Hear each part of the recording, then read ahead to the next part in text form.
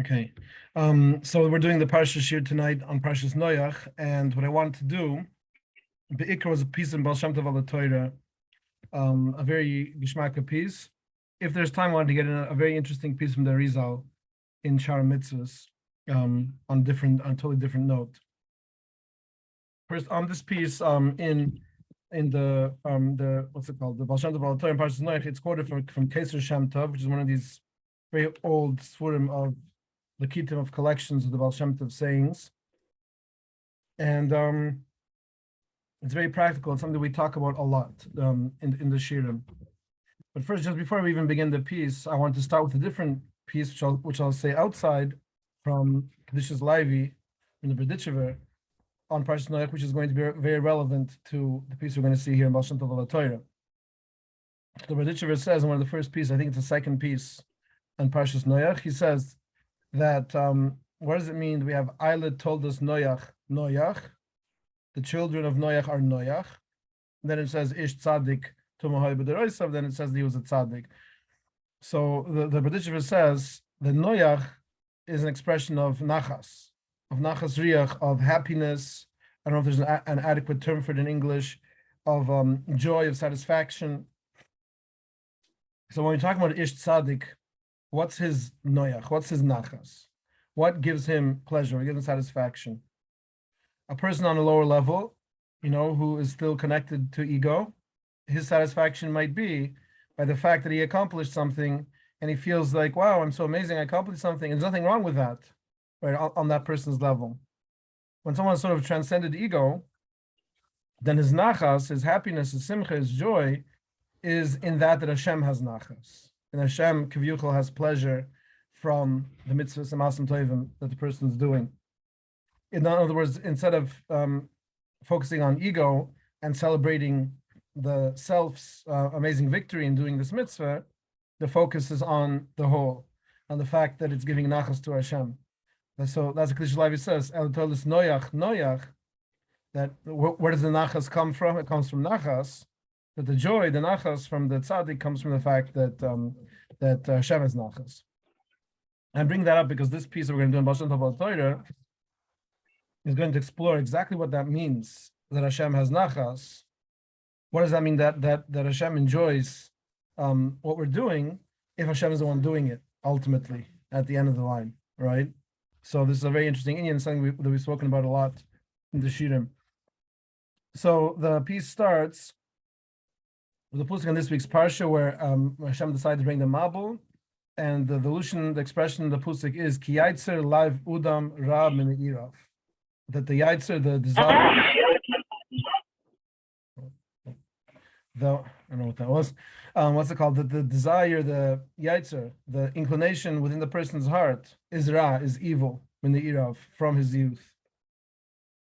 So on the outside, it looks like a very bleak kind of a statement, like very negative, right? It's like almost like Hashem says, I give up on these people because they're messed up. From their very youth, they're full of this ra, they're full of this evil.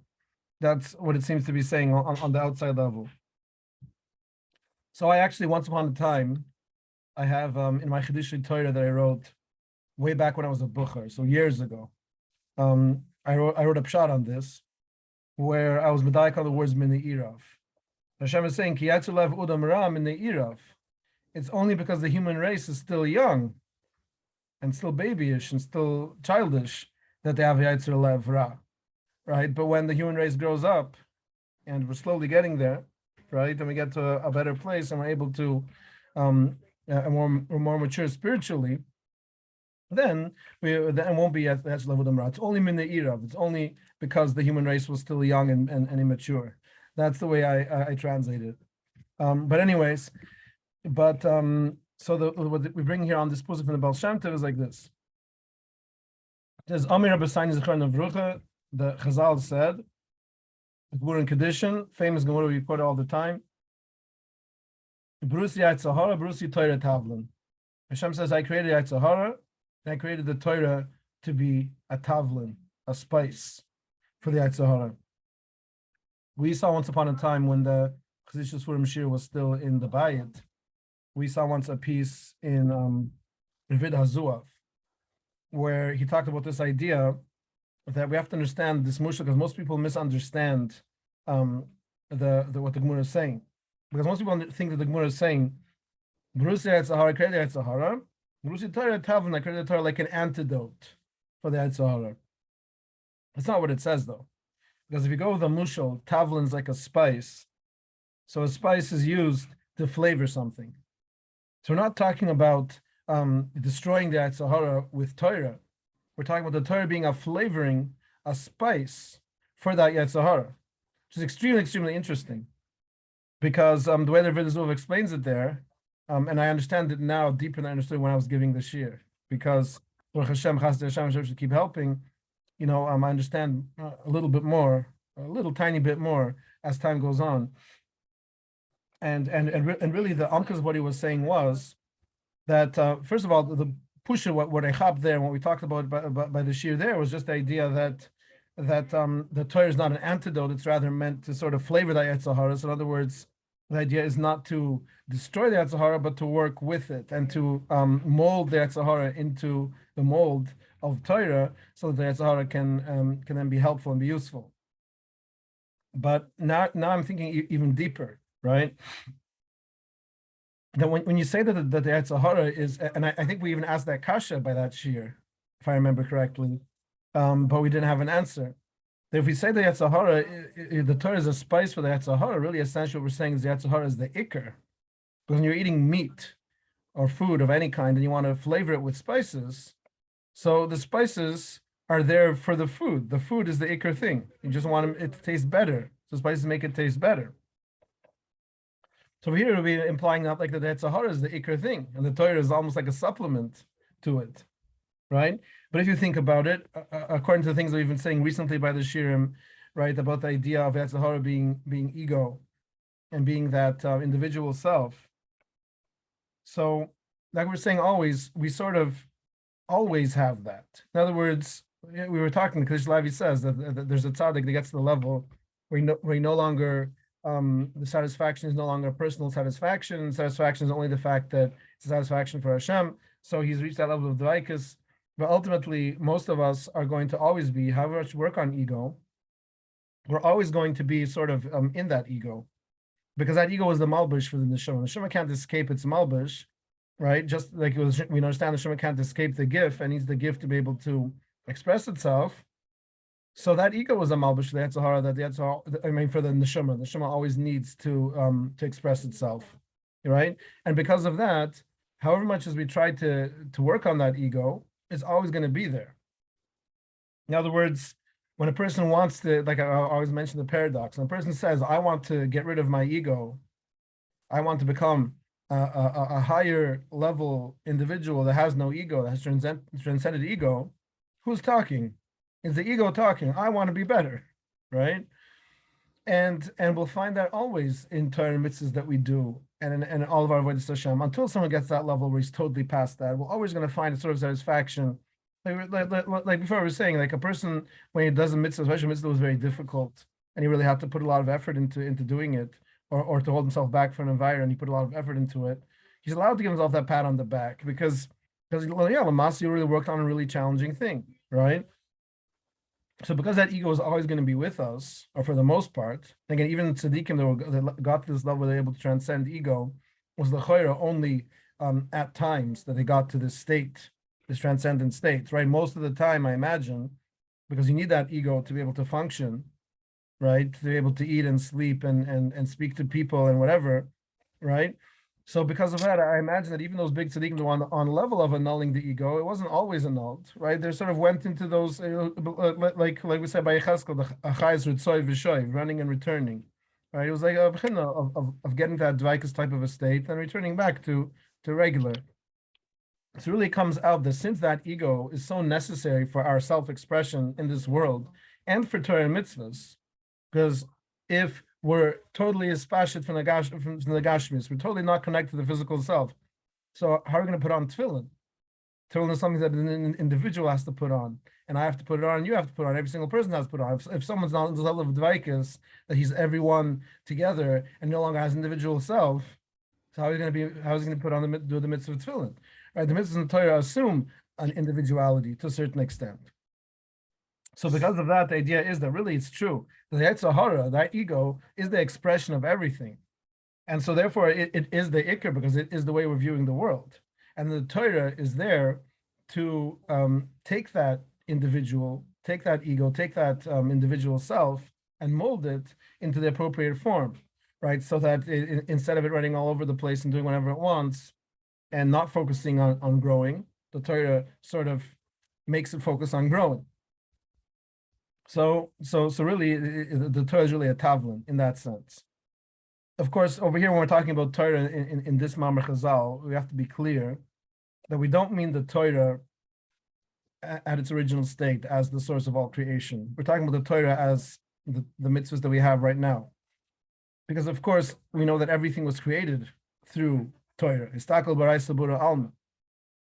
That original Torah, those original energies of the 22 Oisius and the way they were combining Al Pi the Torah to create all of the Oilamas, back at Olam Malbash, even before Ak, right, at the very beginning of the emanation of all of creation, that Torah, we wouldn't say it's just a tavlin. That Torah, we would say it's the ikr, not a question, right? But when we're talking about down here in Olam Hazeh, where we're functioning with an ego, and we're given this Torah which manifests in our world as a cipher with instructions, so that cipher with instructions, the way that it manifests down here, that is a tavlin, a spice to mold the individual self to be a proper kaili for the neshama to be able to express itself and to connect to Hashem. So I think that's really the way to properly understand it. Right. So then someone chatted in the chat that the ikr work is always a milchemes hayetzer, right? It's always that working on that self.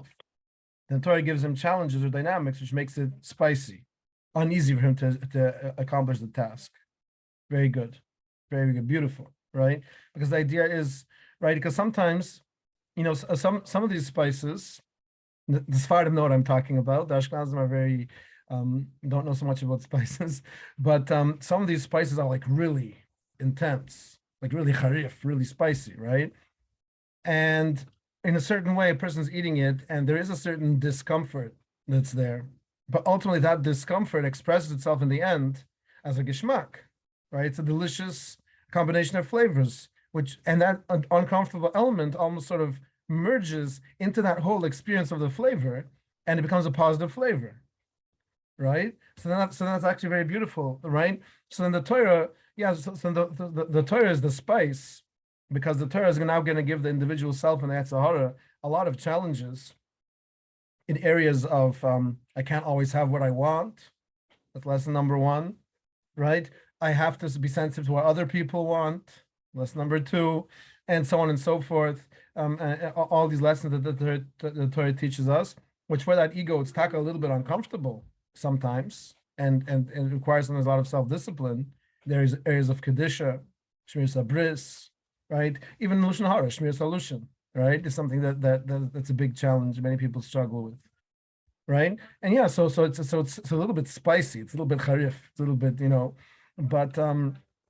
but ultimately it ends up being beautiful in the end, right? When the person is able to be masakin that the koivesh hayatzer, right? Control that or tame the Yetzer Hara, right? To be able the individual self to be able to be a proper vessel for the neshama. So that's actually a very good mushal with the spices that makes it a little bit uneasy, but in the end it's good. Yeah, beautiful. Okay, very nice. Okay, so let's see what the Baal Shem Tov says here. So he says, he says this is related to a pusik. He's gonna take a pusik and sort of read some of these ideas into the pusik. It says the pusik says in Tehillim, good la Hashem Tehillim ma'od. Hashem is great and very praised. Be'ir Elekaini, in the city of our God, which means in Yerushalayim. Har Kadshon, his holy mountain. Okay, that's the pusik. So he says, Rutzalayim, it means to say, Ma'od Godla Havascho B'Chabascho Alain. Hashem's love for us is very, very, very great. Like the pusik says, Yisrael Asher B'chu Es Pu'ayr. That Yisrael, Hashem says, the pusik in Yeshaya, Yisrael, who I glorify myself, or I praise myself, or I beautify myself with. As Pu'ayr is expression of pa'ar, of tiferes, of beauty. So in essence, Hashem is saying that he sort of beautifies himself or glorifies himself with the Klal Yisrael. And so now the Baal Shem Tov points out, Shesh la Hashem Yisburach, his pa'ar is gudel, v'tanig, v'shashia, memaset hatzadik, im teruz v'telusa. Hashem has extreme enjoyment, tanig and shashia, enjoyment, and almost like shashia is like playing. So that the mushal is like, when someone's playing something that he really enjoys, be it a sport or a child's playing with his toys or a computer game, whatever it might be, right? So the person is getting a certain, that feeling is getting is called shashia. It's a little bit different than tanig. Tanig is pleasure, but pleasure could be of many different forms. There's specifically that pleasure when you're indulging in something enjoyable. That's a specific type of pleasure, and that's called shashia. It's called playing, playfulness. I don't even know how to translate it. I don't even know it has a proper English translation. That enjoyment of play. And he says, so Hashem has that from the actions of the tzaddik and his Torah and his tefillah and the tzaddik's davening. And here's the punchline: Afal pish hakol mimechel. Even though everything is from you, Hashem.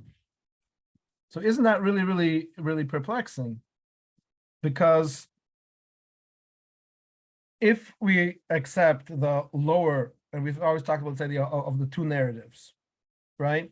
There's the unification, the unity narrative, the higher narrative, and then there's the duality narrative, the lower narrative, right? So in that duality narrative, everything's fine. If we want to look at Hashem and us as separate, and Hashem being some other entity from us, then Hashem is like wherever he is. You could even say, even in the duality narrative, you could say he's everywhere. But Lamasa, we are doing our own thing. We're responsible for our actions, and we're doing our own. What we're doing is independent of him because we're an other. Then so it makes sense. Hashem has nachas when we're doing his will. But the Baal Shem Tov is saying from that unity narrative, from that higher narrative, where everything is a lekis, everything is a manifestation of a lekis, everything is a manifestation of godliness. So from that higher narrative, how can Hashem have pleasure from the fact that a tzaddik is being kovish to the Sahara, if that is Hashem doing it? Right? This is really the question of Bechir and Yediyah on the level of Kabbalah, because on the level of the philosophers, Bechir and Yediyah was only in the fact that Hashem is omniscient. So Hashem knows everything, right? If Hashem knows everything, so he knows what we're going to do, so how can we have free will? That's the way the philosophers put the question. But Al Pi Kabbalah, the question becomes so much more of a question, because it's not just that Hashem knows what we're going to do because he's omniscient. Hashem is the one doing it. It all is the Or Hashem that's manifesting in exactly the way that it was intended to. Then how can we say that we have free will?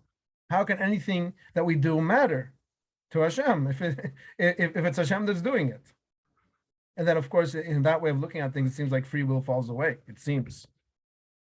And the Baal Shem Tov really, and the Arizal really says beferish. We've talked about it a few times in the Shirim, in the back of R Shekel Kesef, where there's a Shal and Shiva over there. Someone asked the Baal Shem, the Arizal, about free will, and the Arizal says that from Atzilus, when Hashem's looking down from Atzilus, there is no free will. But from Asiya, from this world, there is free will. That is basically the answer.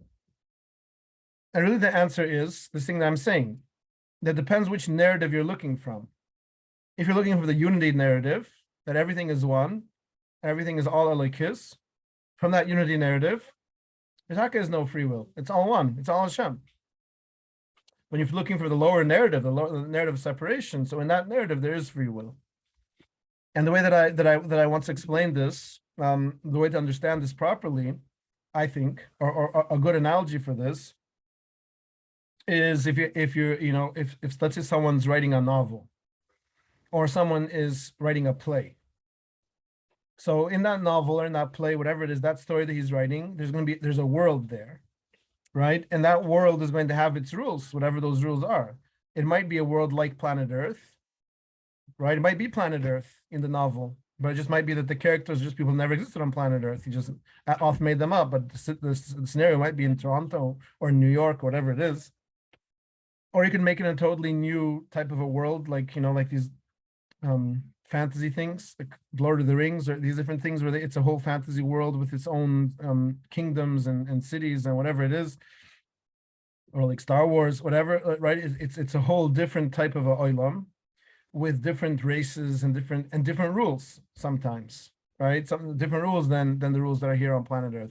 A person could make a story where the rules of physics are different. He might make a world where you can jump up really high in the air and the gravity's not as strong, or whatever it is. It doesn't matter, right? He can do whatever he wants. He has that what do you call it? The writer's license, right? He can do whatever he wants.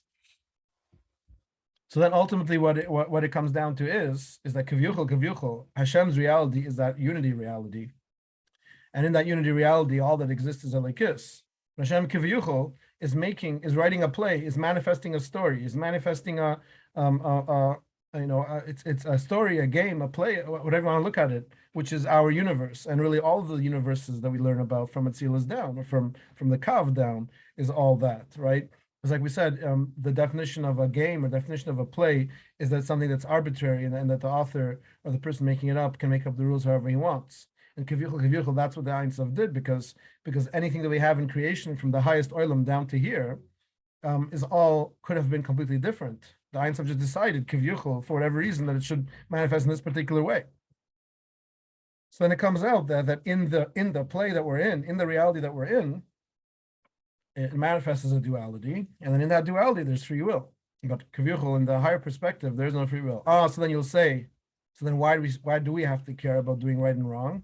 Maybe my character is the bad guy in the play. Maybe my character is the villain. So, but since you don't know the script ahead of time, you don't know what your character is supposed to be. So because that, your individual, according to the rules of the game, is expected to do his best. Now, if it comes out at the end that a person, did whatever he did, that was part of the play. Okay, but since you don't know beforehand, you can't decide. Oh, maybe I'm the villain. You have to. The rules are you have to do your best, and you have to try your best. And then it's very interesting, right? This dual way of looking at the world. But anyway, so that's really the Baal Shem Tov's question here, right? His question here is that ultimately from that higher reality, if we're looking at everything as one, then how can, and Hashem's doing it, so how can Hashem enjoy the fact that a person is being kovish as Eitzav? It's really Hashem that's doing it himself, right? That's the question. And so then he says like this.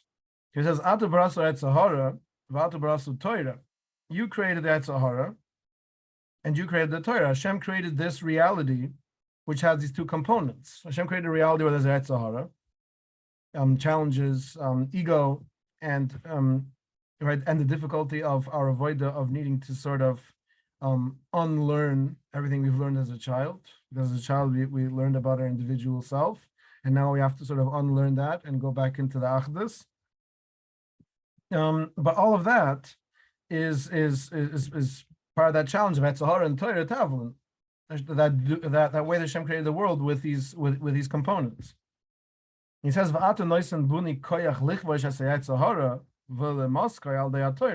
and you, Hashem, you sort of infuse this lower world with such a rule that there's an ability for those individuals in this world of your creation, right, in their world, in their illusion, to conquer the Etzahara and to sweeten it through Torah. See, here we see that he's also learning this malach, that Torah Tavlin is that it's like spices are there to sweeten, to flavor the food. Quite Tavlin, like spices for a dish. So even though it's true that from the higher perspective, everything is from you, Hashem, and it's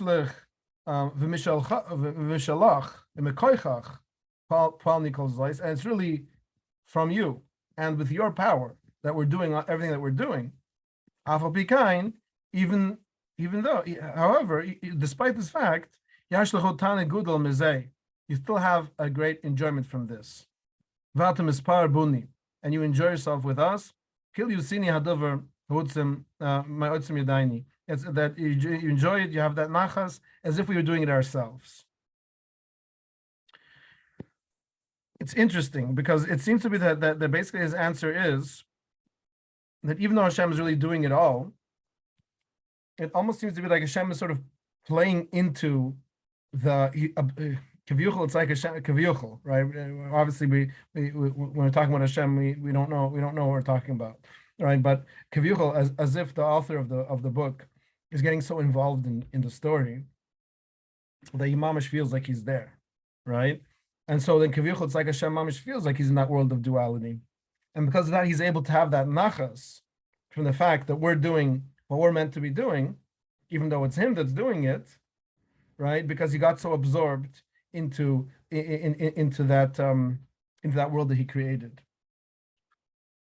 So it's very, very interesting. Okay, I mean, it's almost like lahavdol. I'm just thinking of what's like the best way of understanding it. You know, maybe like the best mushal could be like a video game, right? Let's say someone makes a video game, okay? And so he's the author. He decides exactly what the characters are and what they're going to be doing, and then he decides to before it comes out to do a test, to run it, to do a test run of it. So he himself sits down and plays it, kiviyuchel, and he gets so absorbed into it that he's in the game and he's passing whatever challenges need to be passed and getting whatever points he needs to get or whatever, however it works, and he's actually really enjoying himself. And someone could tell him, 1 second, why are you enjoying yourself so much? You programmed it, right? You programmed it to do what it's doing, and so it's doing exactly what it's meant to be doing. Like, what's the big deal? But he would say, yeah, but now I'm playing it, right? Now I'm there. Kiviyuchel, right? It's different.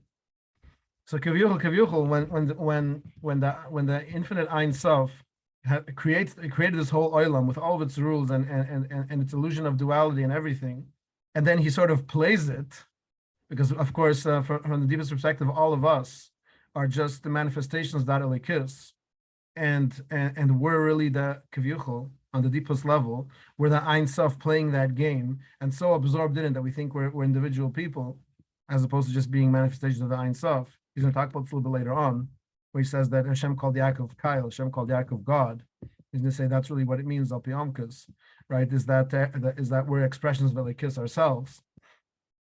But whatever. So basically the idea is that kiviyuchel, that when the Ein Sof is playing that game, when he's in that reality that he created, so then in that reality he shebs nachas from the fact that the characters in that reality are doing what they're meant to be doing. Even though, from the Ari perspective, it's of course him that built that whole thing and made that whole thing. Okay, the Baal Shem Tov gives a little bit of an analogy to understand this.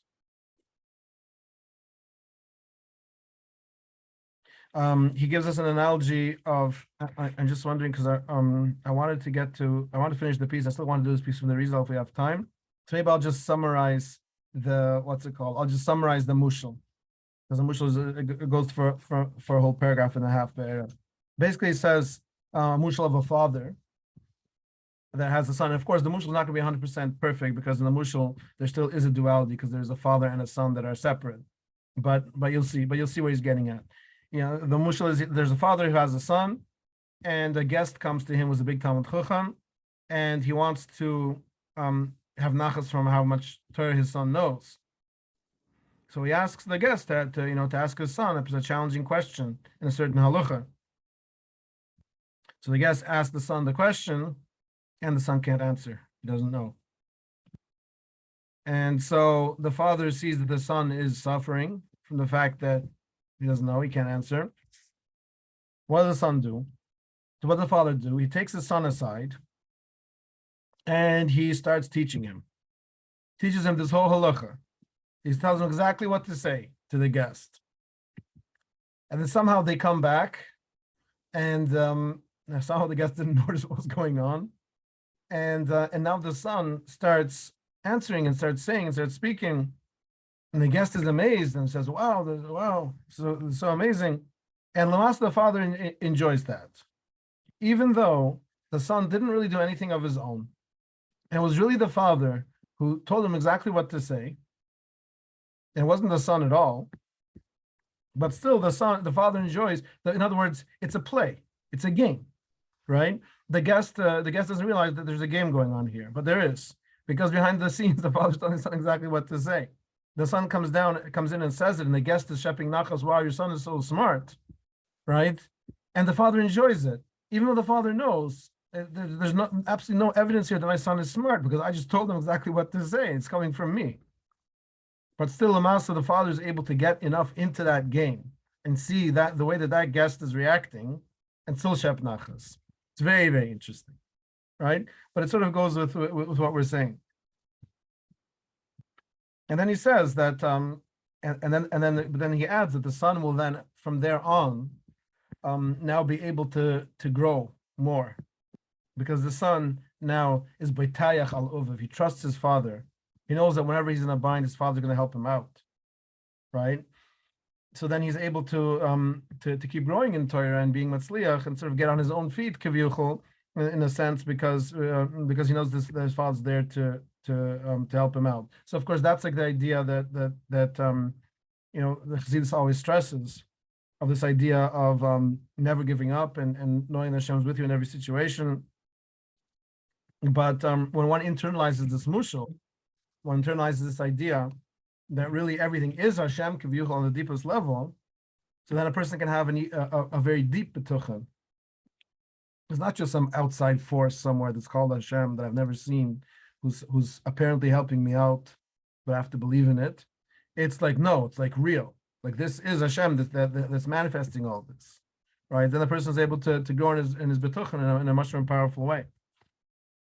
Okay, so then he says, just so I skipped like a paragraph and 3 lines. Now I'm going on. And this is what Chazal say.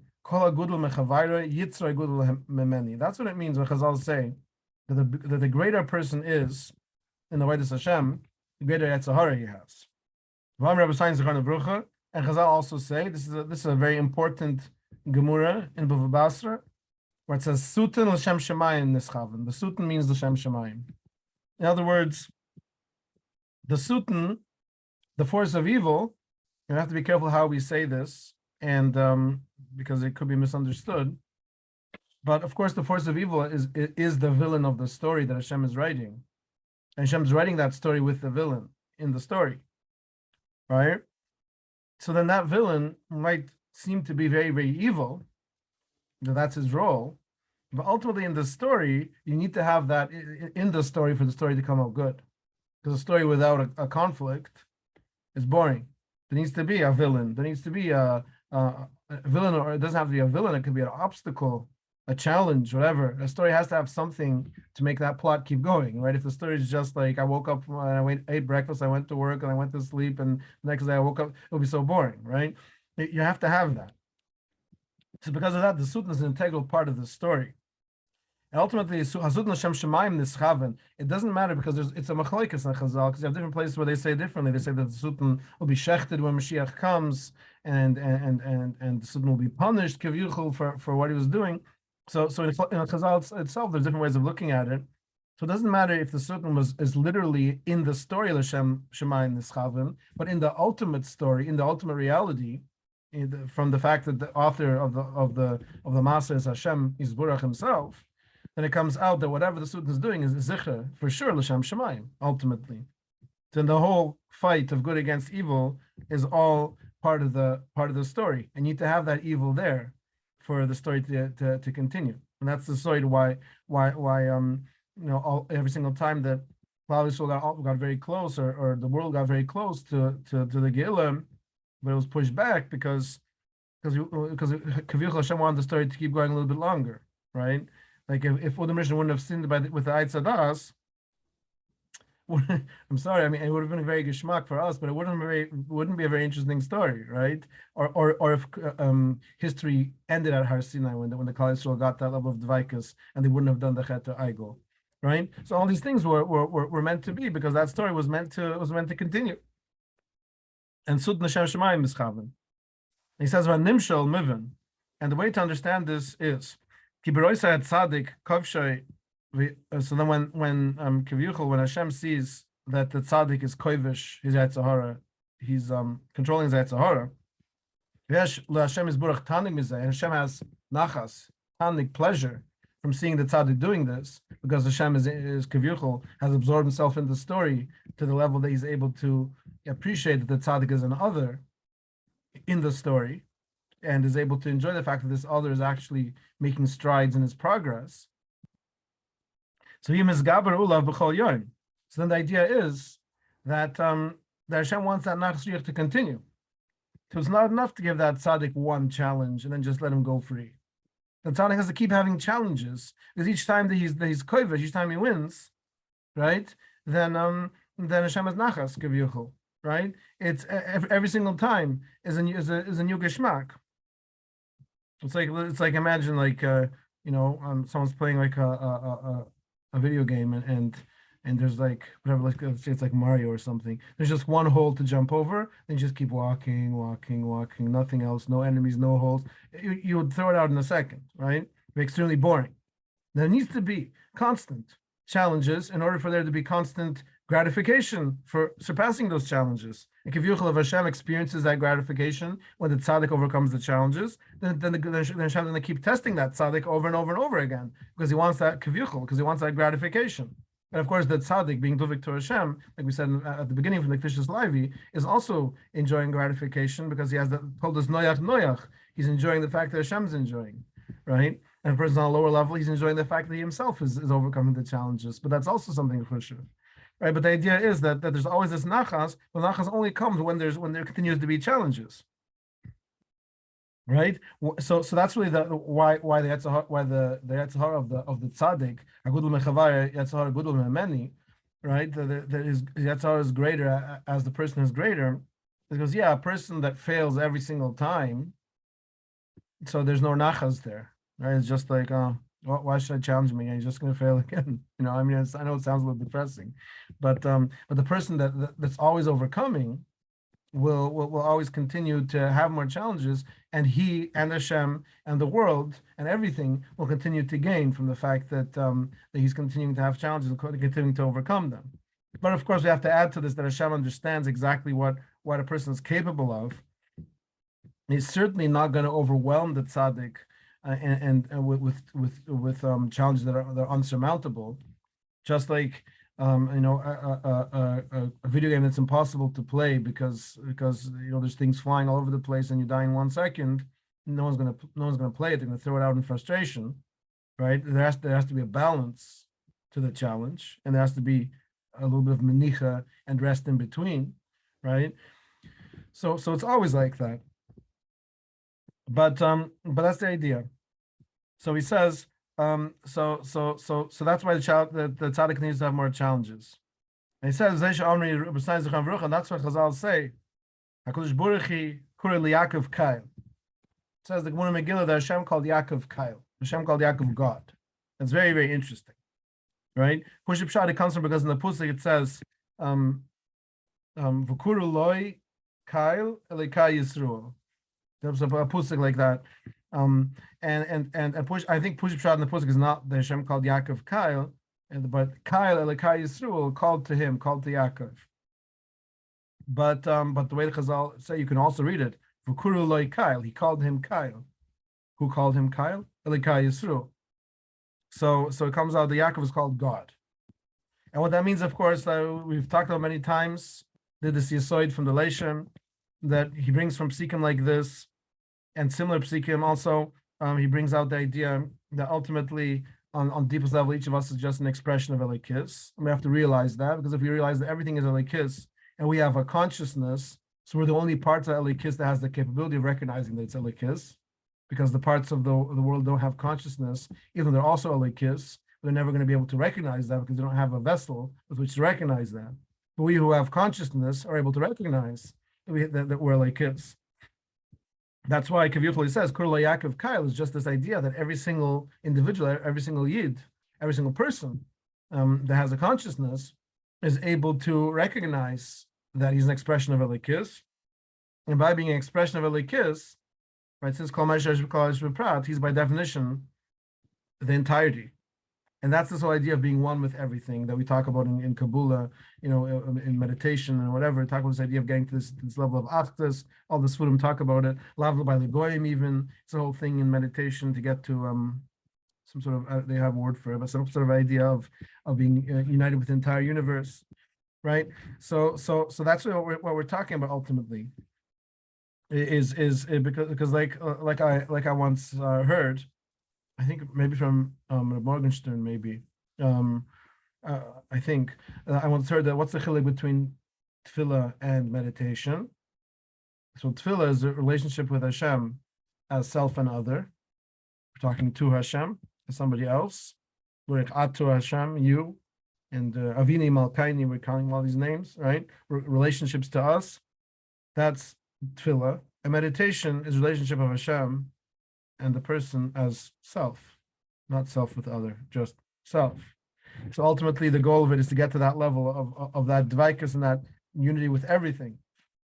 Because really, the realization is that if a person realizes that he's a chaylik, he's a cell in the structure, kiviyuchol, of the entirety of everything, and just like we understand that every cell in the body has the DNA of the whole, right? Has the entire system of DNA of the entire organism. So too, kiviyuchol is going to be that individual consciousness that any individual has is a cell, is a manifestation, is a piece kiviyuchol of the infinite consciousness, which by definition means that it contains an infinite consciousness in and of itself, right? And that's the idea of suddenly realizing that, wait a minute, I am not an individual. I'm just a part of everything, and a part of Klal Yisrael, part of the world community, a part of the universe, and all of the Olamus and Kaviyuchal, and right. That's where it logically leads to. But the Baal Shem Tov over here says this idea that Kail is Kail Hilushin Choizik V'Vira. Kail is the expression of strength and power, right? Moy, and he quotes the Pusik, like the Pusik says, Ves Ailai Hu'uretz Lukach. It says in Yechazkel that he took the Ailai Hu'uretz, the strong ones of the land, he took away, right? So we say the word Kail is from an expression of strength. Shekuru Kail, and that's what it means that tzaddik is called Kail. It's called God, Kivyuchel, in a sense. Shet tzaddik nikra gibar, shekovish is yitzur, because the tzaddik is kovish is yatzahara. And so therefore he is strong, right? But again, so we might think there's a different pshat than what we were saying before. We were saying before that the Kail is this idea that everyone has to realize that each individual is just an expression of that elikis of Hashem. And he's saying over here that no, Kail has nothing to do with elikis. Kail is expression of strength because the tzaddik is kovish as yatzahara, so he's called strong, right? But so you'd think it's a different pshat. Really, it's not. What does it mean to be kovish yatzahara?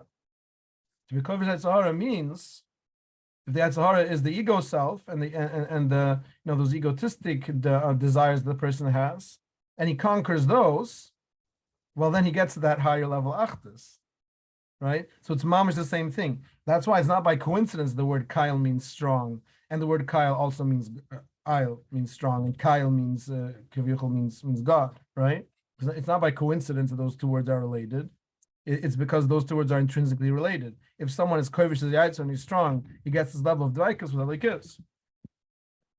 And then he continues with this idea. He brings a bunch of the different psikim bring this out. I'm just wondering because I really want to see this piece in the Riza also. So let me just see. Okay, so whatever. So then he brings down that the in the future Hashem shows that Yetzirah to the tzaddikim like a big mountain, and then they realize Kivyuchol how strong they were to be able to overcome this. And so he says Kivyuchol at that time when the tzaddikim realized that, then we can really call the tzaddikim Kail, because the tzaddikim will realize that they realized the magnitude of what they were doing. Because if you think about it, in this world, even though a person has tremendous struggles, that's hard, and he conquers them, but he doesn't realize what a tremendous magnitude that has in the big picture of things. He thinks it's just him down here, watching his eyes or whatever it is, the big avoid that he's doing, and it's just one a few moments that he's there's resisting, and what's the big deal? But ultimately, in the big picture, there's tremendous things happening. All the oilam is everything's turning upside down, and there's tequila being made everywhere, and it's mamish like a whole matzav, astronomic and beyond astronomic, right? Because we're talking about oilams that are way, way, way beyond physical space, and there's tons of things going on. And then in the future, they will realize what they were actually doing with all their masim, and then that will be the begin of Kyle. Okay, let me get to that. That's the idea. Oh, so then the attachment to the pusik, because you started with this pusik in Tehillim, where it says "Good Hashem v'mehilel mi'oid." Hashem is very great and very praised, right? How does that happen? It happens through. The pusik continues. Be'ir Elikaini har kodshoy, in the ear of Elikaini, the ear of our God. Ear, he says, illusion of hisoiridus, of waking up, of arousing ourselves to avoid Hashem, and it's Ir Elikaini. In other words, Hashem is being praised for the fact that even though we're down here with the illusion that we're doing things, really He's doing them. It's Ir Elikaini. He's being Me'oyer, Kaviyuchel. The Ein Sof is really doing all these actions, and He's praised for the fact that He's able to have a tanig, even though He's doing the actions Himself. He says, and that's what the pusik ends off with.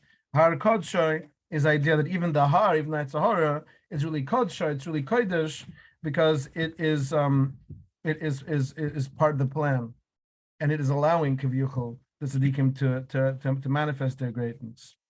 So, okay, so that's an interesting thing. Now, this thing I want to do from the Rizal, it's literally just a few lines, but it's interesting because it brings out a point.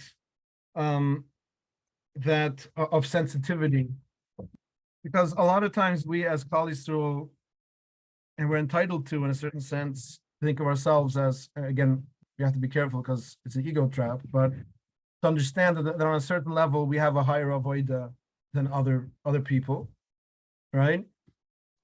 That doesn't mean that we should glorify ourselves and think that we're so great, because like I said, that's just the ego trap. But the idea is ultimately we do have a higher avoida than the goyim have. And of course, more than the animals and the plants and the other physical things.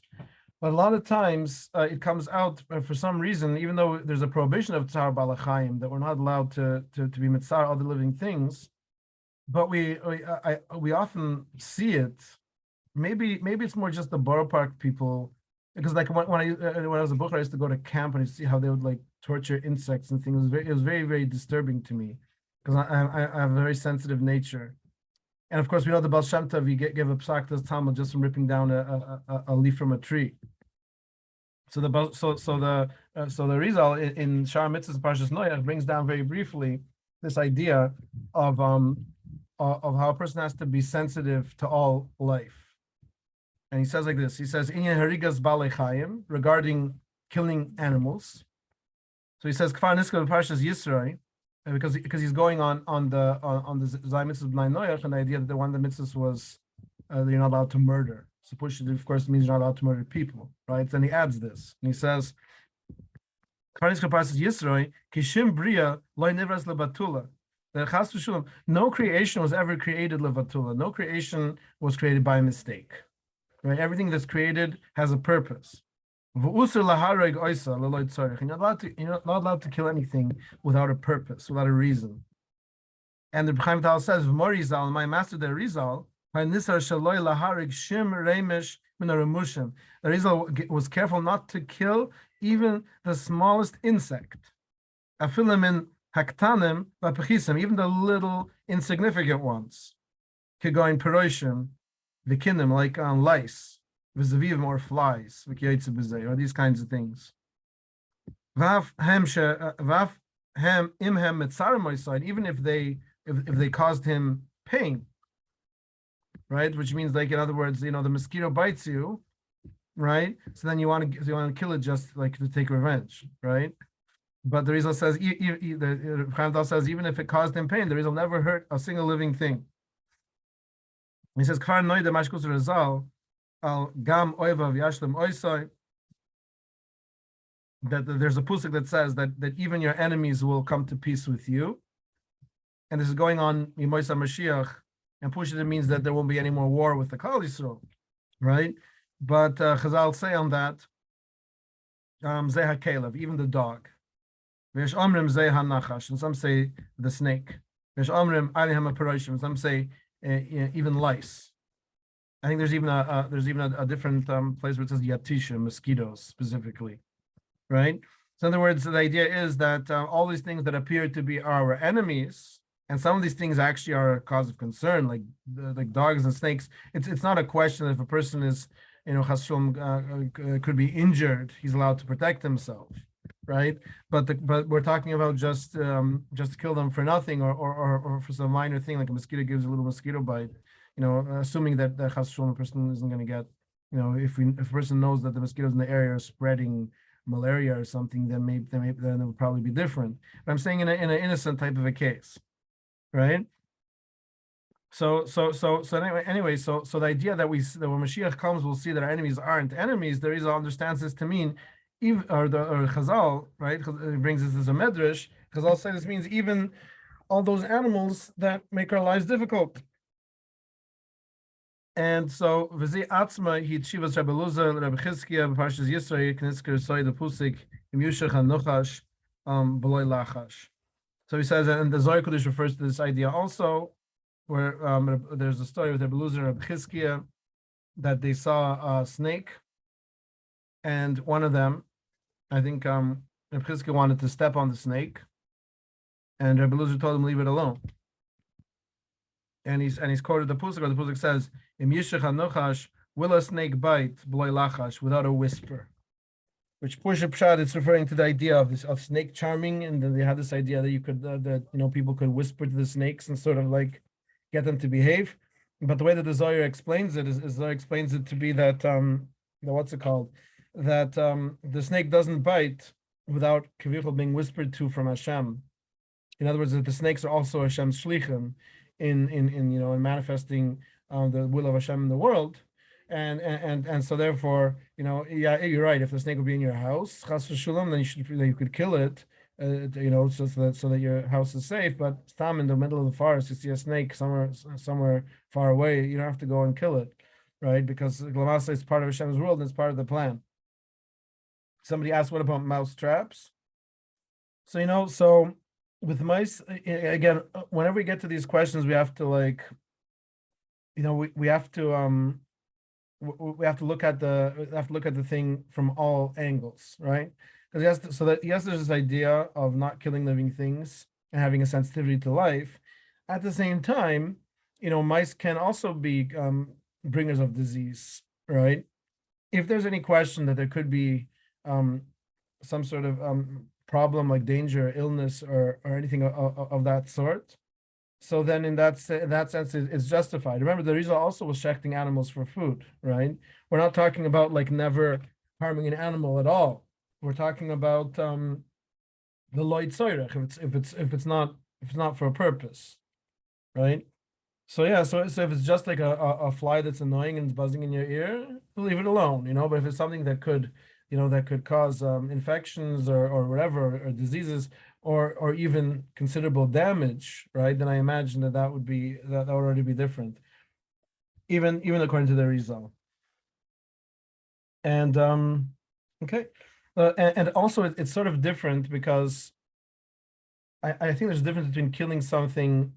Again, of course, I'm not saying put mouse traps in the forest just to catch the mice, right? That obviously wouldn't be allowed, right? But let's say there's a difference between killing something mamish biyadayim, like killing it yourself, and something that happens sort of on its own. You set a trap, and the mouse falls into the trap, but you're not actually part of that that ritzichas dika, that murderous action, so to speak, of killing it.